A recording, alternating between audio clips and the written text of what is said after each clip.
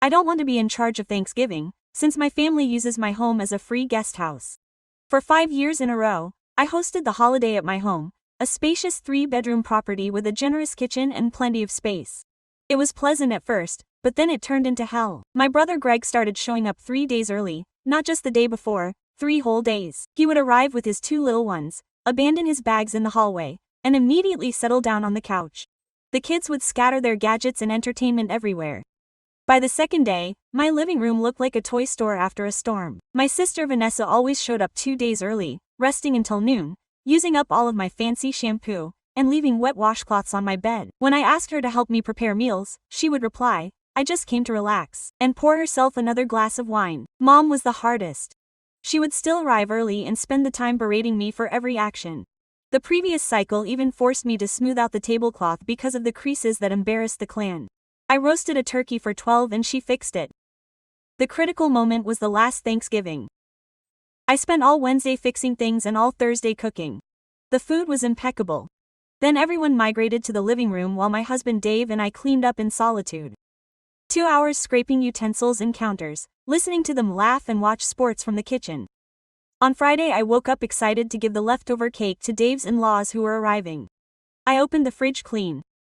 Greg's kids had eaten it for lunch. When I told Greg off, he just shrugged. Boys will be boys. That afternoon Vanessa complained about the lack of warm water in her bathroom. I had just processed 4 batches of laundry that everyone had scattered and still she got irritated with me. By Sunday, when we finally left, Dave and I collapsed from exhaustion. The place was devastated. The grocery bill was $400 and the water bill would be insane. I sent them to the group chat that I needed a break. I suggested rotating the location or dining out. Mom replied quickly, "Your place is the coziest." Vanessa boasted that her apartment was tiny and her work schedule didn't allow for time. No one offered support, just apologies. Then the coercion ensued. Mom contacted me twice a week questioning whether I had made sense. Vanessa sent passive-aggressive notes about upholding bloodline customs. Greg's partner texted me that the kids were looking forward to sleeping over at Aunt's. In October they formed a fresh chat without Dave or me. My cousin let me know they were planning on having me over for Thanksgiving at my place, the same one I had refused to take anyone in 2 weeks earlier. Mom called and said she had already informed the extended family that dinner would be at my house at 3 p.m. I snubbed her. He claimed he was destroying the date for everyone. I disconnected. Greg wrote to me that I was self-centered, that kinship helps each other, the same one who hasn't touched a plate in 5 years. The previous week, Vanessa posted on Facebook, "Some souls are so immersed in their selfishness that they lose the sense of family. How sad when someone breaks customs on a whim." 53 likes, including Mom's. The comments were horrible. Aunt Lucia wrote, "Young people don't value anything these days." Cousin Andrea inquired about what was happening and Vanessa put an ellipsis as if it hurt to narrate. Dave found the post before me. He entered the kitchen with his cell phone in his hand and an anxious expression. "Did you read it?" I looked through it 3 times. Each time it outraged me more. Vanessa didn't even mention me directly. She just aired her story, painting me as the evil one. "I'll respond," I said, taking my phone. "Don't proceed." Dave placed his palm on mine. "That's his goal. He wants you to look worse when you answer." He was right. But it didn't ease the suffering. That night my cousin Andres called. "Hey, there's something you should know." His tone was awkward. Mom, Greg, and Vanessa started a chat room and planned to show up on Thanksgiving Day too. They say that when you see the house ready and smell the turkey roasting, you'll give in like always. I was speechless, digesting it. Vanessa thought that you're just kicking and screaming, that deep down you want her to visit. Greg said that you're too kind to deny her the scene. Mom backed up that she knows about her daughter and that everything will be back to normal by Thursday. I hung up without saying goodbye. Anger consumed me. It wasn't kicking or cravings. It was the fatigue of 5 years. It was remembering cleaning alone while watching TV. It was finding the fridge empty and my shampoo used up. It was hearing complaints while I cooked for 12.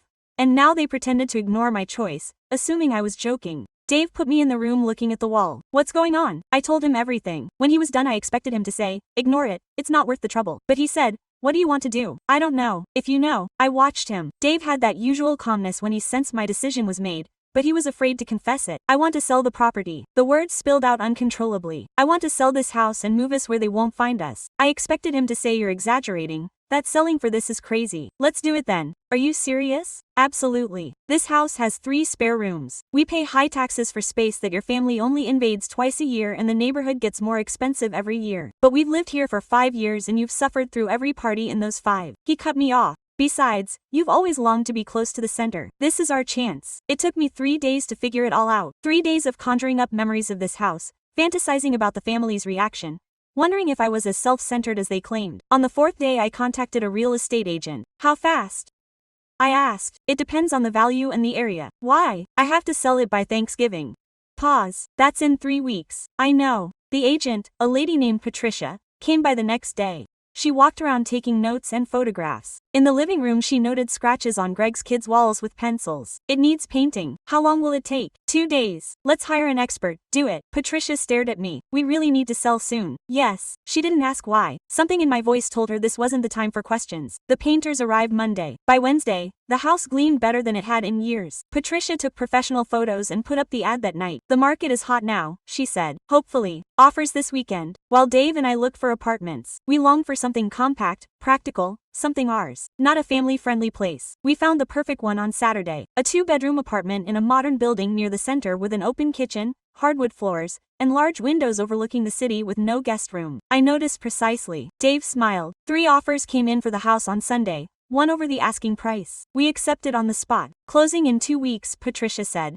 Right after Thanksgiving. Perfect. I didn't tell the family. I ignored messages from Mom asking if I changed my mind. I didn't respond when Vanessa sent a photo of her shopping list, assuming I would cook anyway. Greg didn't even ask, just texted that they would arrive on Tuesday. Tuesday morning, Mom called. We're leaving now. We'll be there in 4 hours. Don't come. Don't start this over. I bought wine and your dad is driving. Mom, I sold the house. Silence. What? I sold the house. Closing next week. Dave and I are moving into the apartment. Are you lying? I'm not lying. If they come, they'll find new owners. Did you sell your house to get away from us? I sold it because I needed a change. And yes, the fact that they were planning to break in after me had no bearing on my decision. I heard Dad ask from behind. Mom explained in a high-pitched, angry voice. It's absurd. Where are we going to have Thanksgiving? I don't know, Mom. Maybe at Vanessa's or Greg's or at a restaurant, but not at my place, since I don't own one anymore. You're selfish. A selfish person who ruins this family. Bye, Mom. I hung up before she could answer. My hands were shaking, but I felt oddly relieved. Dave left the room. Everything's okay, I told them. My mom claims I'm selfish. Does that surprise you? No. My phone rang instantly. First Mom, then Vanessa, then Greg. I avoided them all. Dave made coffee and we settled into the living room,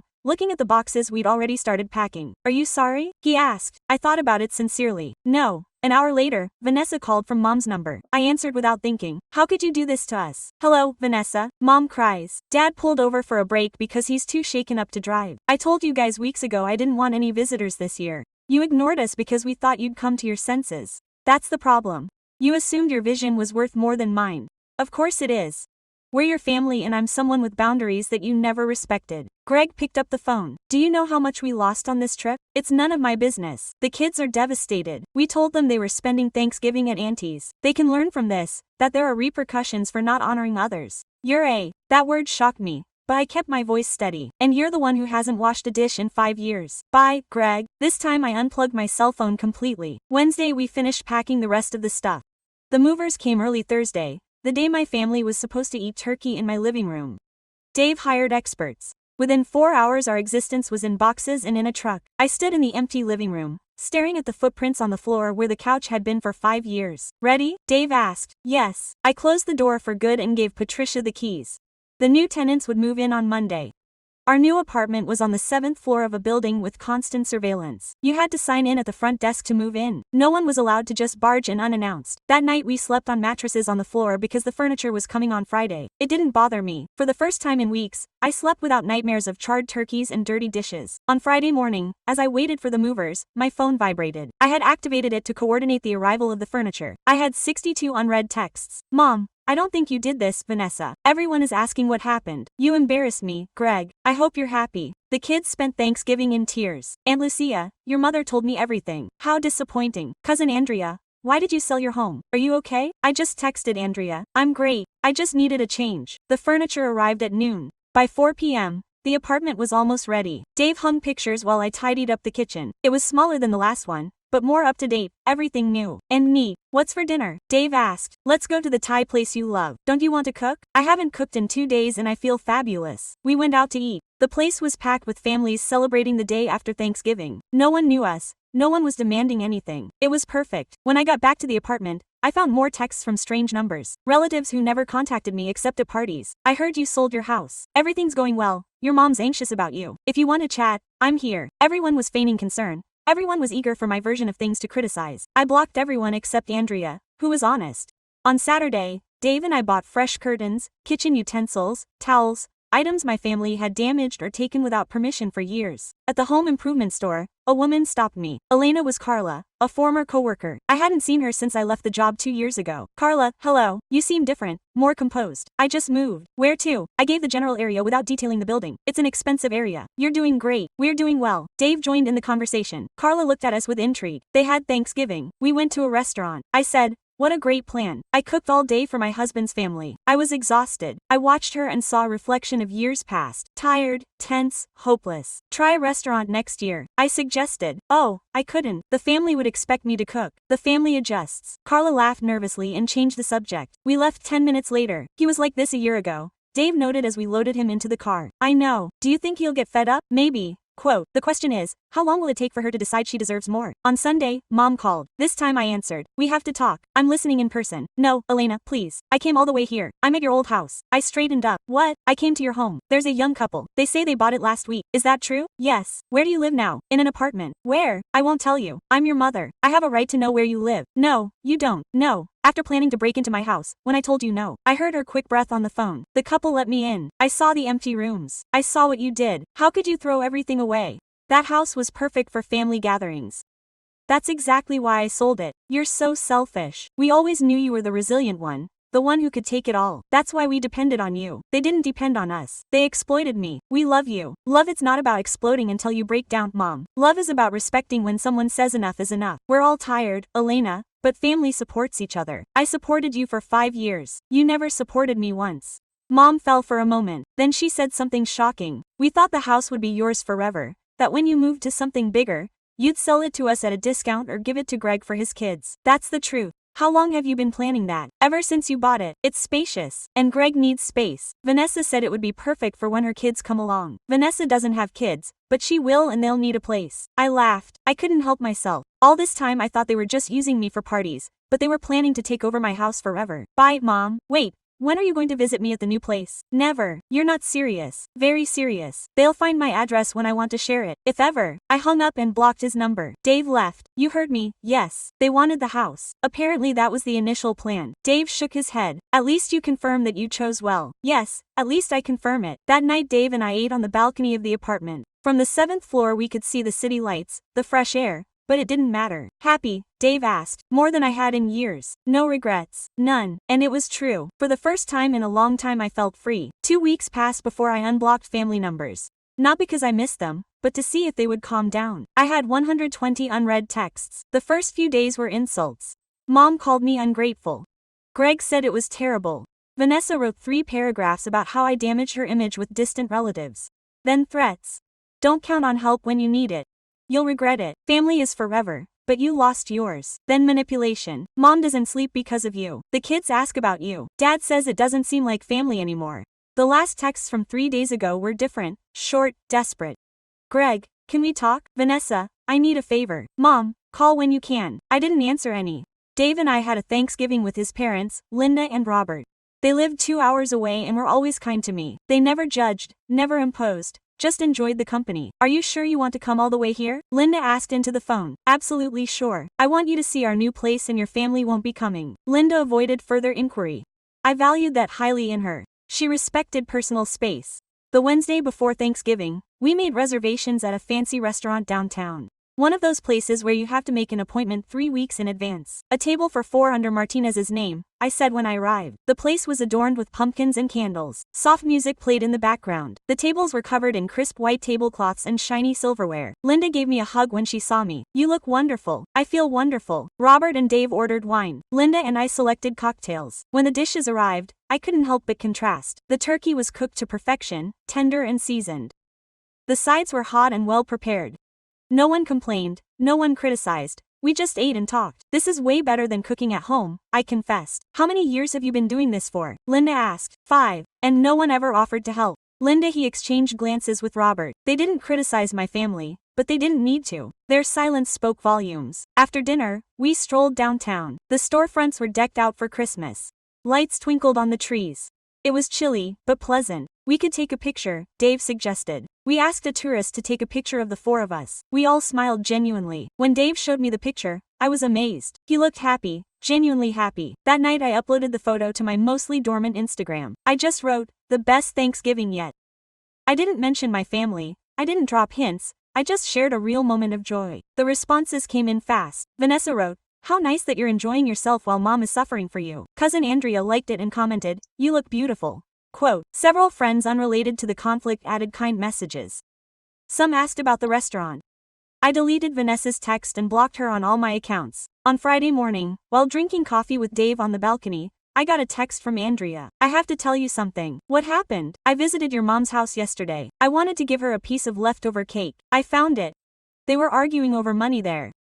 Apparently Greg borrowed from mom months ago and hasn't paid back. Vanessa also owes him. "Your mom kept ranting about how they always borrow but never pay back." I was speechless as I took it all in. "There's more," Andrea continued. "I heard mom mention that they were counting on your financial support after inheriting the house. I didn't catch that part. They thought you were going to give them the discounted property. Oh, and another thing, Greg and his wife are in crisis. She found messages on his phone. I don't know from whom, but it seems serious. Vanessa was fired 2 weeks ago. That's why I was at mom's house part-time." All this information should have pleased me. It should have given me some equity. But all I felt was emptiness. "Thank you for letting me know. Are you going to contact them?" "No, Elena. I know they hurt you, but they're family. Family doesn't mistreat you the way they mistreated me." Andrea sighed. "You're right. I just thought you'd want to know." After we hung up, I told Dave everything. "How do you feel?" He probed. "I don't know. Part of me yearns for vindication, but mostly I feel sorry for them. It makes you superior to them." "Oh, naive. It makes you empathetic. There's a distinction." On Saturday, we decided to go shopping. We needed Christmas decorations for the apartment. At the store, we ran into Greg's wife, Jennifer. She spotted me first. Her expression showed surprise, then discomfort. "Elena, Jennifer, I didn't know you lived around here. We moved in a few weeks ago." Jennifer looked at Dave, then at me. "Greg told me about the house. His version." "Sure." He paused. "Can I have a moment?" "Privately." Dave squeezed my hand gently before stepping away to look at the festive lights. Jennifer and I went to a quieter corner of the store. "I have to apologize," he began. "For the years of invading your home, for letting the boys ruin your belongings, for never helping with the cleanup. I didn't anticipate this." "Why are you apologizing now?" "Because Greg and I are in marriage counseling. The counselor made us list all the times we crossed each other's boundaries.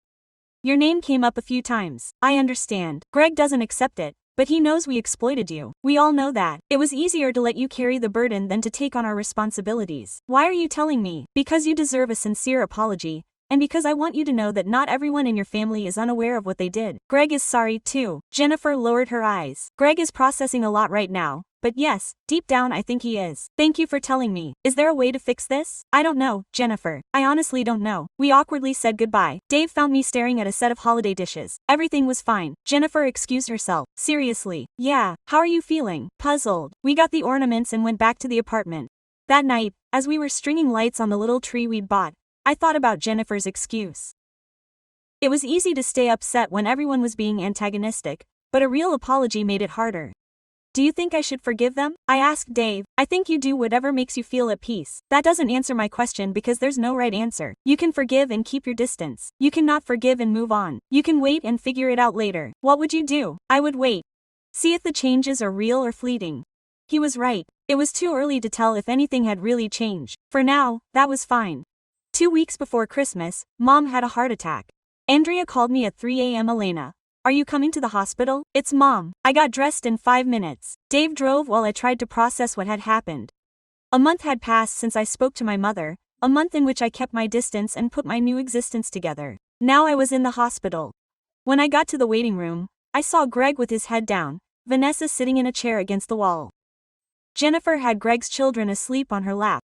"Where's Dad?" I asked. "With her," Greg answered without looking at me. "The doctors only allow one at a time." I sat down to the side. Dave positioned himself next to me, his hand finding mine. It was 20 minutes before a doctor appeared. "Family of Beatriz Morales." We all stood up. "She's stable. It was a mild heart attack. She was lucky that her husband called early." The doctor paused, "But she needs drastic adjustments to her routine. Less stress, healthy eating, more rest. Can we see her? Vanessa asked, one by one. She's exhausted. Dad came out of the room, looking a decade older. He's looking for you, he said. He wants you to go in first. Greg stood up. I should go first. I'm his son. He asked to see Elena. Dad reiterated firmly. I stepped into the room. Mom was hooked up to various devices, her face gray and her eyes closed. When she heard the door, she opened them slowly. Elena. Hello, Mom. I thought you weren't coming. Andrea called. Mom tried to smile, but a tear came out. Always loyal. Even when she treats you terribly. I didn't know how to respond. The doctor says less stress. She continued. How paradoxical. I've spent the last month feeling overwhelmed by you. Mom, let me finish. She took a deep breath. The monitor was dim. Greg and Vanessa came to ask me for money again last week. I refused. They got irritated. They said if you still had the house, they could ask you against its value. I sat down in the chair next to the bed. That's when I understood it clearly, Mom said. We raise children who see the family as a well, something to draw from without contributing. Not just them, Mom, you too. I know. Her eyes moistened. I know, and I'm sorry. I thought that because I was the resilient one, the one who endures everything, you didn't need care, but everyone does. Why are you telling me this now? Because I almost died tonight and all I could think was that my daughter wouldn't attend my funeral because I hurt her so much. Mom, will you attend mine? The question hit me like a blow. I don't know. Mom nodded slowly. It's a frank answer, more than I deserve. The doctor says I'll be fine this time, but I have to change a lot. Starting with how I treat the family. She closed her eyes. We can talk more when we leave the hospital, maybe. I understand. I left the room. Greg came in immediately. Vanessa in the hallway. What did you say to her? She yelled at me. You went out and now it's worse. I didn't say anything bad to her. You always do. You always make everything about yourself. Dave stepped between us. Stop it, Vanessa. Who do you think you are? I'm her husband, and I won't let you mistreat her like that. Jennifer stood up too. Vanessa, stop it too. Everyone's got her back now. No, there are no sides, Jennifer replied calmly. Just a family that needs to learn to respect each other more. Vanessa glared at me with absolute rage. This is all because of you. Mom is here because of you. My fault?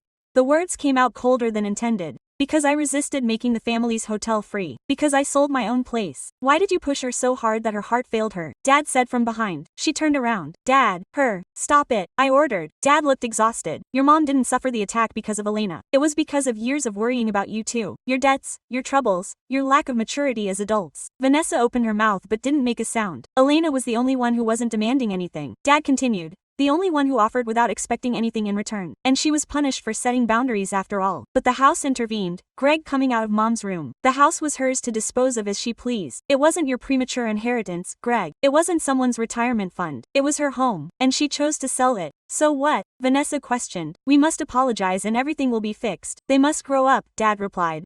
Learn that actions bring results, that they can't treat people like trash and expect them to stay. Silence filled the hallway. I'll take the kids home, Jennifer said softly. Greg, let me know when you're ready. She and the kids left. Vanessa sat alone in a corner. Greg returned to Mom's side. Dad settled in next to me. I should have spoken up a long time ago, he whispered. Seeing how they treated you and keeping quiet. That makes me just as responsible as they are. Why didn't you do it? Because your mom always said that family supports each other and you seem capable of handling everything. But no one should have to carry everything alone. Isn't there a way to fix it? I thought about the question. Mom in that hospital bed, Greg and Vanessa carrying a grudge, Dad finally speaking the truth. I don't know, Dad, but I'm not going to be the one to fix it. You guys have to choose whether to truly change, and if you do, maybe we'll talk, but it'll take time. Dad nodded. Time is all I can give. Dave and I left an hour later in the car and I felt completely drained. What are you going to do? Dave asked. Wait, see if they really change or if it's just a passing fear of a heart attack. And if not, I'll move on without them. Would you? I'll do it now. Dave took my hand. No matter what, I'm with you. I know. And in that moment, it was enough. Mom left the hospital 3 days later. Dad texted me that she was resting at home. I didn't ask if I could visit her. I didn't offer to help. I just responded. I'm glad he's getting better. I kept my distance. It was the most I could offer for now.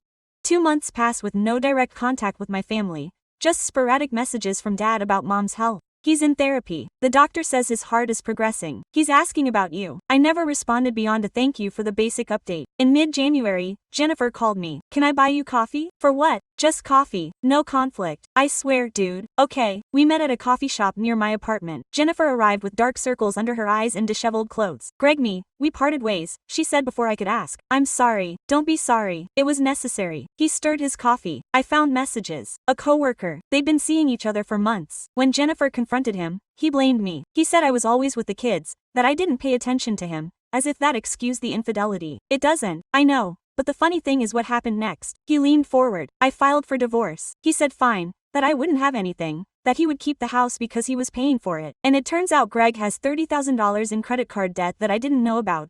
Debts from gifts to that woman. Now he's distraught because the divorce splits everything, including his debts. That's partly why I contacted you, but also to tell you something. He pulled out his phone and showed messages. Greg wrote to your mom asking her to convince you to lend him money.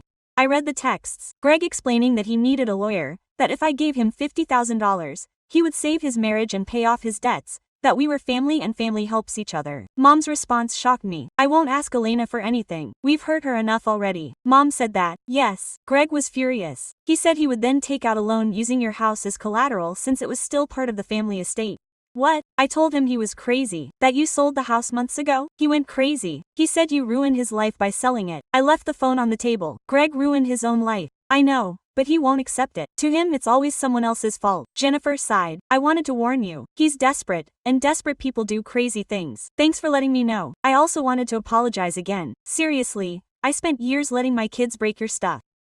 Years expecting you to cook and clean while I rested. I used you just as much as Greg did. You already apologized at the store. That was superficial. This is genuine. I'm in therapy now analyzing my role in this and I see how badly I treated you.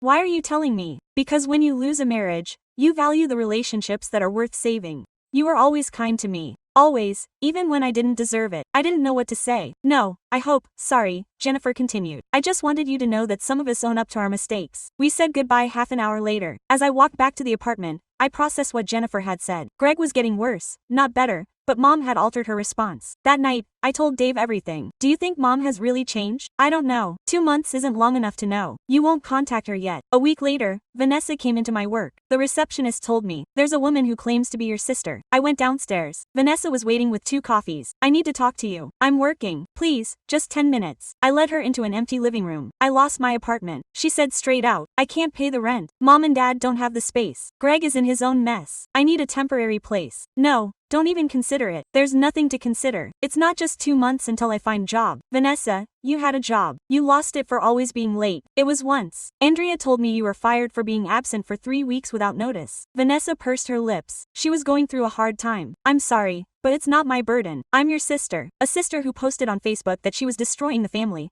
who blamed me for Mom's heart attack, who planned to occupy my house after I clearly said no. I already apologized for that. No, you didn't. You never regretted it. You only mentioned that I was exaggerating. Vanessa fell silent. Do you know what's the worst part? I continued. If you had come 2 months ago with sincere regret, without asking for anything, maybe I would have thought to support you. But you only show up when you need something, like usual. So, are you leaving me to my fate? I'm not leaving you anywhere. You got yourself into this with your choices. Mom was right about you. Vanessa snapped. You're cold and selfish. Mom said that before the attack on the heart. She claimed you had hardened. How interesting, because Mom had just denied Greg money, saying they had caused us enough pain. Vanessa blinked in astonishment. When? 2 weeks ago. So either Mom changed her stance or she was lying. She stood up abruptly. I knew coming was a mistake. So why did you come? Because I thought maybe you still had some compassion, but I see you sold it along with the house. She slammed the door. My boss Carmen came in a minute later. Everything is fine. Yes. That woman looked furious. She's my sister. She's going through a difficult time. Carmen looked at me thoughtfully. Do you want the rest of the day off? No, I'd rather work. That night Dad called me. Vanessa told me what had happened. Oh, yeah. She said you were harsh with her. I told her she couldn't stay in my apartment. That's not harsh. It's a boundary. Dad paused. But I have to ask you something. Is there any way to fix this or is it too late, Dad? Greg, she's racked up $30,000 in debt from an extramarital affair. Vanessa lost her job and her home because she was reckless. And up until 2 months ago, everyone blamed me for her troubles. I know. How do you expect me to trust that anything has changed? I don't expect you to trust me. I expect you to give us a chance to prove that we can improve. And how would you do that? By going to family therapy, all 4 of us, without demanding anything. Just to talk things over. I thought about it. Mom agrees. That was her suggestion. And I warned Greg and Vanessa that if they don't attend, they can't count on us for anything anymore. Did you really tell them that? It really is time for them to grow up. Let me think about it. Take your time. But Elena, I want you to know something. What? I'm proud of you for setting boundaries, for valuing yourself. I should have taught you that when you were little. I hung up with tears in my eyes. Dave hugged me from behind. You're going to therapy. I think so. Why? Because Dad is right. They deserve the chance to show that they can change. And I deserve to see if they really do. And if they don't, at least I'll know I tried. The first family therapy session was chaos. Greg showed up 20 minutes late. Vanessa kept checking her phone. Mom kept mumbling every time the therapist asked a question. Dad stared at the floor, and I wondered why he agreed to come. The therapist, a 50-year-old woman named Dora Ramirez, didn't take long. Each of us will say why we're here. No interruptions, no excuses, just honesty. Mom spoke first. I'm here because I almost died and I realized that I created a dysfunctional family. I taught my children to take without giving, and I lost my daughter in the process. Greg continued. I'm here because my dad forced me to. Honesty, Greg. The doctor chimed in. Greg sighed. I'm here because I destroyed my life, and it's easier to blame others than to acknowledge my mistakes. Vanessa looked at him in astonishment. Then she spoke. I am here because I lost everything. My job, my home, my pride. And when I sought help, my sister rejected me, and she was right. It was my turn. I am here because I don't know if this can be fixed, but I want to find out if it is worth the effort. Dad spoke last. I am here because I failed as a father. I allowed my family to become this way, and I need to help them transform. The subsequent sessions were just as arduous. Greg admitted that he used the house as a backup for his bad choices. Vanessa admitted that she envied me for my orderly life. Mom confessed that she saw me as her superior version and expected me to take care of everyone in a way that she never could. And what about you, Elena? The doctor asked in the fourth session. What do you need from your family? I need them to see me as a person, not as a resource. I need them to respect my boundaries, and I need to know that I can say no without being penalized. Can you offer that? The doctor asked my family. Everyone nodded. Words, the doctor insisted. Words, they count. Yes, Mom said. I can too. Dad added. Greg hesitated. I'm learning. Vanessa nodded. Yes. After 2 months of therapy, Mom invited me out for coffee. Just the two of us met in a neutral place, away from the usual crowd. I want to show you something, she said, pulling out a notebook. My therapist made me write down every time I used or hurt you. She opened the notebook. It was full of pages. I don't need to read it all, I said softly. I need to write it down. See it all together. See the pattern. She closed the notebook. You know when I first noticed I had a problem? When Greg asked me to convince you to lend him money. My initial impulse was to call you. Then I stopped and thought, why do I assume Elena will figure this out? Because her money is available to us, but ours isn't to her. And you figured out that we made you our savior. Every time there was a problem, you fixed it. Every time we needed something, you provided it. And we never asked what you needed. Can you forgive me? The question hung between us. I don't know yet, Mom, but I can try to build something new with you. New? We can't go back to the way things were. That was damaged. But maybe we can forge something greater. Mom cried. This time they weren't manipulative tears, they were real. 3 months later, Greg's divorce was final. He lost the house and joint custody of the kids because of his infidelity. He moved into a modest apartment and took a second job to pay off his debts. One Saturday he called me. Can I buy you lunch? I accepted cautiously. Greg arrived on time. He looked tired but more attentive than before. Thanks for coming. What do you need? Nothing. I just wanted to see you. He paused. Jennifer told me they ran into each other. That you warned her about me years ago and she didn't listen? I didn't warn her. I just told her she deserved better. You were right. Greg fiddled with his napkin. I lost my wife, my home, I almost lost my kids. All because I didn't take responsibility for my actions. And now I'm trying. I work 2 jobs. I go to therapy, I pay off my bills, and on the weekends with my kids I'm truly present with no phone, no distractions. I'm glad to hear that, Elena. I know I can't take back what I did. How did I treat you? How did I use your home? But I want you to know that I'm truly sorry. Thank you. There's a way we can have a relationship, maybe eventually, but on my terms. I understand. Vanessa took a while longer. She got a job at a call center. It wasn't fancy, but it covered her expenses. She moved in with 2 roommates and learned to budget. 6 months later she texted me. I saw your expensive shampoo at the store. It's $40. I used 3 bottles in one weekend when I was staying at your place. I'm sorry, I replied. I appreciate the forgiveness. It was months before we saw each other face to face. When we finally did, it was different. More serene, more sincere. The next Thanksgiving, Dave and I had it at our apartment. We invited Mom and Dad, just them. They showed up with wine and flowers. Mom asked how she could help. Dad washed the dishes without asking. Where are Greg and Vanessa? Mom asked at dinner. Greg with his kids, Vanessa at her roommate's house. Why didn't you invite them? Because I'm not ready yet, and you respect that. Mom nodded. You're right. After dinner, as we drank coffee on the balcony, Mom asked, do you think we'll ever be a normal family? I don't know what normal is, but I think we can be healthy if we all stick with it. And with Greg and Vanessa, when they show steady changes, we'll talk about it. A year later, I hosted another Thanksgiving. This time I invited Greg and Vanessa. Greg showed up on time with his kids. Vanessa brought side dishes that she had prepared. Mom and Dad helped set the table. As we sat down to eat, I looked at the table. It wasn't ideal. Greg still had moments of selfishness. Vanessa sometimes fell back into old habits. Mom occasionally forgot boundaries, but everyone tried hard. Can we have a toast? Dad suggested. Let's raise a glass to Elena, Dad said, for showing us that love without respect isn't love and for giving us a chance to improve. To Elena, everyone repeated. After dinner, Greg and Vanessa washed the dishes together. Mom played with the kids in the living room. Dave and Dad talked soccer on the balcony. Jennifer came to get the kids. She'd become my friend in recent months. How are you feeling? She asked. Good, really good. This is worth it. I looked at my imperfect, complex, but hardworking family. Yes, I said, it's worth it. Not because everything was solved. Not because I had forgiven completely. But because I finally had what I'd always wanted. A family that respected me. I'd sold a house, but I'd gotten something more precious. I'd gotten my dignity, my boundaries, my peace, and that was the best inheritance I could give myself. Dave found me in the kitchen a few minutes later. Happy, yes, with no remorse whatsoever. He kissed me tenderly. I love you. I love you too. Outside I heard my family laughing. It wasn't the same as before. It was superior because now it was based on respect, not duty. And for the first time in years I felt completely at home. Yeah,